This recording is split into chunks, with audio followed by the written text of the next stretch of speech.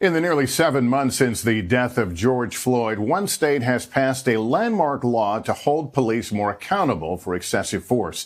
Erin McLaughlin has our joint NBC News investigation with the Marshall Project.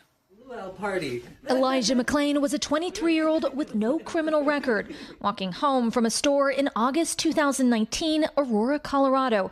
Police stopped him following a call of a suspicious person wearing a ski mask. Stop. I have a right to stop you because you're being suspicious. The confrontation quickly escalates. Stop tensing up. Stop. Relax. Officers used a now banned chokehold to restrain McClain. My name is Elijah McClain. What's this new hold? Paramedics then administered ketamine to sedate him. He was rushed to the hospital unresponsive. Days later, pronounced dead.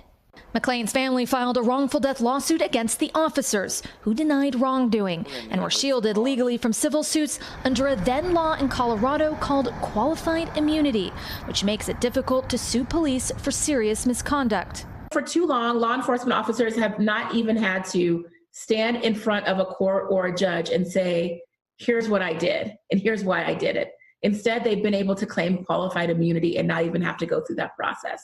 I think that's wrong. McClain's case and others pushed Colorado lawmakers to take drastic action to enhance police accountability.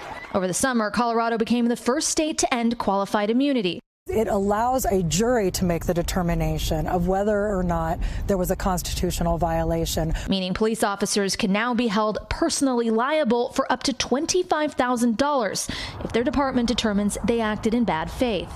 Police union officer Rob Pride claims the new law leaves the community less protected. It's causing officers to hesitate doing their job. We do not want them hesitating. And even leading some officers to leave the force entirely. If they have to make a split-second decision to save the life of a community member or themselves, we don't want them thinking about $25,000.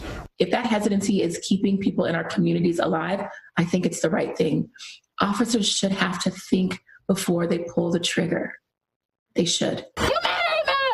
McClain's family and activists now hoping other states will follow suit. Erin McLaughlin, NBC News, Denver. Hey, NBC News fans, thanks for checking out our YouTube channel. Subscribe by clicking on that button down here and click on any of the videos over here to watch the latest interviews, show highlights, and digital exclusives. Thanks for watching.